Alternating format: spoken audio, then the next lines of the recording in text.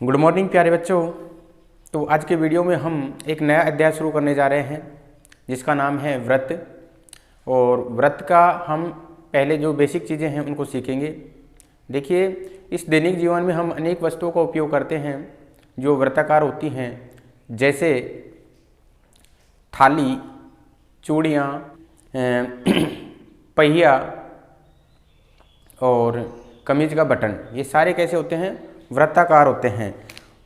और हम व्रत की देखिए परिभाषा देखते हैं। सबसे पहले व्रत, जो सर्किल होता है उसको मान लीजिए कोई समतल है। इस समतल में कोई स्थिर बिंदु है। इस स्थिर बिंदु से ये कोई अचर दूरी है। इस अचर दूरी से मान लीजिए कोई बिंदुओं का समूह इस तरह से है, तो इसी को हम क्या कहेंगे? व्रत कहेंगे। यानी कि कहने का अर्थ यह हुआ, व्रत समतल में स्थित उन बिंदुओं का समूह जो एक स्थिर बिंदु से एक अचर दूरी पर स्थित हों, उसे क्या कहते हैं? हम व्रत कहते हैं। व्रत समतल में स्थित उन बिंदुओं का समूह जो एक स्थिर बिंदु से एक अचर सदैव एक अचर दूरी पर स्थित हो, व्रत कहलाता है। व्रत कहलाता है। अब देखिए, स्थिर बिंदु हमारा मान लेते हैं वो है, और ये स्थिर दूरी है, ये अचर दूरी है। क्या है? अचर दूरी है। इस अचर दूरी को तो हम बोलेंगे त्रिज्या, और जो स्थिर बिंदु है उसको हम बोलेंगे केंद्र। क्या बोलेंगे इसको? व्रत का केंद्र। स्थिर बिंदु, स्थिर बिंदु को व्रत का केंद्र कहते हैं। और अचर दूरी व्रत की त्रिज्या कहलाती है। तो देखिए, हमारा जो केंद्र हुआ वो क्या हुआ? ओ हुआ। ये व्रत का केंद्र है, यानी कि स्थिर बिंदु है जो हमारा क्या होगा? केंद्र। और जो अचर दूरी है वो क्या होगी? एक व्रत की त्रिज्या होगी। अब हम व्रत और उसके भागों को देखेंगे। व्रत और उसके भाग। देखिए, व्रत जिस तल में स्थित होता है वह उस तल को 3 भागों में विभाजित करता है। देखिए, कौन कौन से भागों में विभाजित करता है? मान लीजिए ये सर्किल है। इस सर्किल का जो व्रत का केंद्र ये रहा, तो एक तो होगा हमारे पास में अभ्यंतर भाग। ये तो होगा अभ्यंतर भाग। एक ये व्रत, और जो बाहर का भाग होगा वो बहिर्भाग कहलाएगा। तो हमारे पास में जो व्रत है इस समतल को 3 भागों में विभाजित करता है। व्रत जिस तल में स्थित होता है उसे 3 भागों में विभाजित करता है। देखिए, कौन कौन से हैं 3 भाग? एक अभ्यंतर भाग हुआ, एक व्रत हुआ, और एक बहिर्भाग हुआ। नंबर 1 अभ्यंतर भाग, नंबर 2 हुआ हमारे पास में व्रत, और नंबर जो 3 हुआ वो हुआ बहिर्भाग। यानी कि वृत्तीय जो भाग है वो वृत्त और बहिर्भाग को मिलके बनाएगा, वृत्त प्लस बहिर्भाग को मिलके बनाएगा। अब देखिए इसमें से ऐसे पूछ सकते हैं इसको कि ये क्या है हमारे पास में केंद्र है, ये क्या है वृत्त का केंद्र है।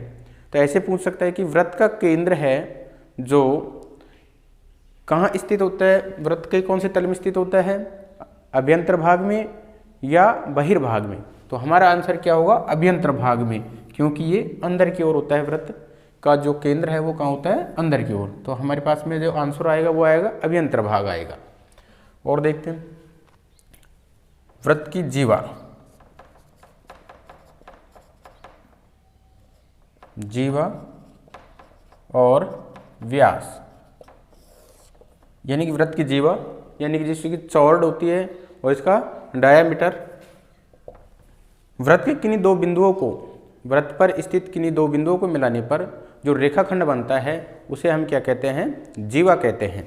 देखिए ये वृत्त है, मान लीजिए इस वृत्त का तो ये केंद्र हुआ, मान लीजिए वृत्त के जो दो बिंदु हैं वृत्त पर, ये ए बिंदु ये बी बिंदु, इनको मिलाने से जो रेखाखंड बनेगा उसे हम क्या कहेंगे, जीवा कहेंगे। क्या कहेंगे, जीवा। और मान लीजिए यहाँ पे है, जब केंद्र से गुजरती है ये जीवा हमारे पास में जब केंद्र से गुजरती है, मान लीजिए यहाँ पे ये पी क्यू, तो इसको हम नाम रखेंगे व्यास। तो देखिए जीवा की परिभाषा क्या हुई हमारे पास में,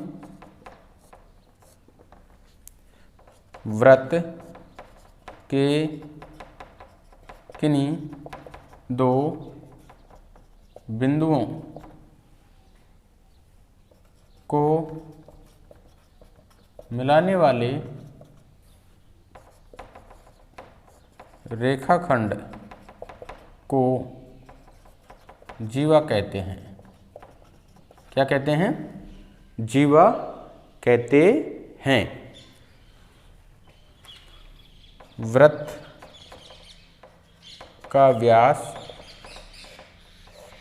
सबसे बड़ी जीवा होती है, सबसे बड़ी जीवा होती है। देखिए इसमें से हमारे पास में छोटे छोटे क्वेश्चन बनते हैं। मान लीजिए हमारे पास में जो प्रश्न आएंगे, जो बोर्ड एग्जाम में जो अब की बार जो पहला प्रश्न आएगा उसमें 10 प्रश्न होंगे ऑप्शन के, और उसमें हमसे ये पूछ लिया कि जीवा किसे कहते हैं, यानी कि उसमें पूछ लिया वृत्त के किन्हीं दो बिंदुओं को मिलाने से जो रेखाखंड होता है उसका क्या नाम है।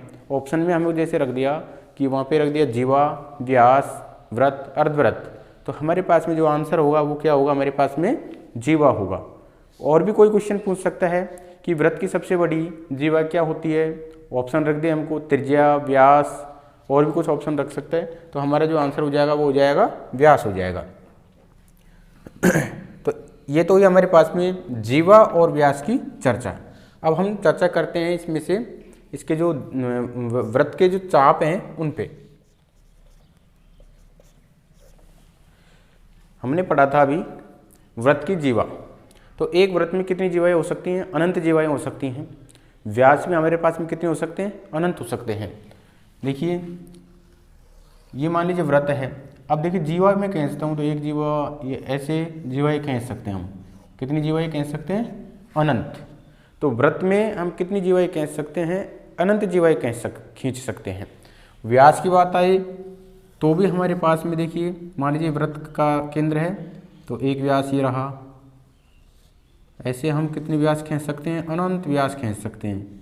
कितनी व्यास खींच सकते हैं, अनंत। तो हमारे पास में किसी भी प्रकार का क्वेश्चन है जाए कि एक वृत्त में कितनी जीवाएं खींच सकते हैं तो अनंत आएगी, व्यास भी कितने आएंगे, अनंत आएंगे। अब हम चर्चा करते हैं किस पे, चाप पे, वृत्त का चाप। देखिए ये वृत्त होता है, इस वृत्त को मान लीजिए कोई दो बिंदु हैं, इस वृत्त पे ये P और Q दो बिंदु हैं, तो इस वृत्त को ये क्या कर रहे हैं, बांट रहे हैं। तो इसके दो चाप हो गए, एक चाप तो ये हो गया, ये वाला चाप, और दूसरा चाप हमारे पास में ये हो जाएगा,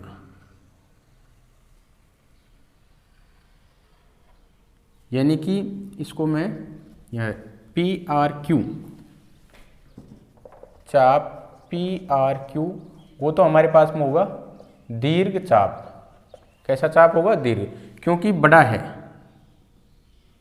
कैसे है वो? बड़ा चाप है।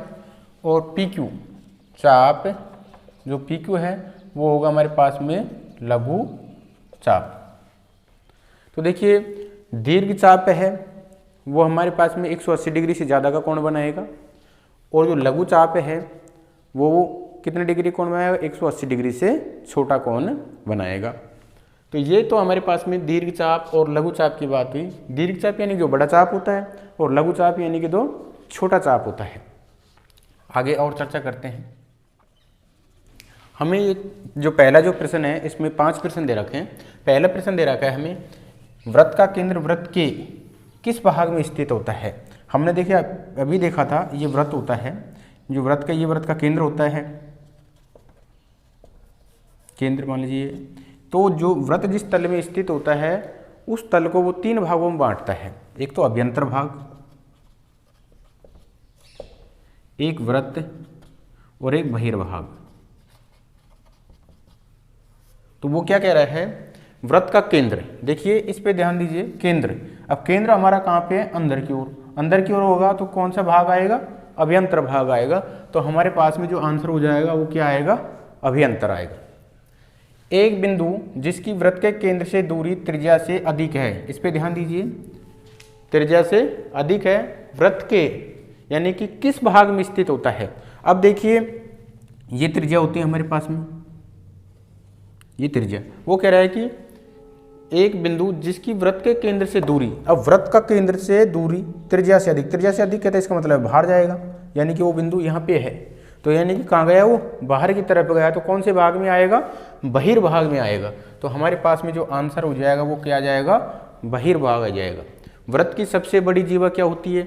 देखिए वृत्त की सबसे बड़ी जीवा, अपन ऐसे जीवा खींचते आएंगे तो एक बार ये यहाँ से भी गुजरेगी, यानी कि वो उसके केंद्र से, जब वृत्त के केंद्र से जो कोई जीवा गुजरती है तो उसका नाम क्या होता है? व्यास होता है। तो यहाँ पे क्या हो जाएगा? इसका नाम व्यास हो जाएगा। एक चाप होता है जब इसके सिरे व्यास के सिरे हों। मान लीजिए ये चाप क्या कहलाएगा? अर्धवृत्त कहलाएगा। क्या कहलाएगा? अर्धवृत्त। क्योंकि यहाँ मान लीजिए P और ये Q, क्योंकि व्यास हो गया तो ये आधा आधा बांटेगा, तो ये क्या हो जाएगा? अर्धवृत्त कहलाएगा। क्या कहलाएगा? अर्धवृत्त। एक चाप अर्धवृत्त होता है, अर्धवृत्त होता है जब इसके सिरे क्या होंगे? एक व्यास के सिरे हों। एक वृत्त जिस तल पर स्थित होता है उसे कितने भागों में बांटता है? बिल्कुल इसमें दे रखा है कि वृत्त जिस तल में स्थित होता है उस तल को कितने भागों में बांटता है? 3 भागों में, वृत्त में, अभ्यंतर में और बहिर्भाग में। तो टोटल कितने भाग हुए? 3 भाग। तो हमारा आंसर कितना हो जाएगा? 3 हो जाएगा। तो ये छोटे छोटे प्रश्न हैं, तो ये हमने देखे थे।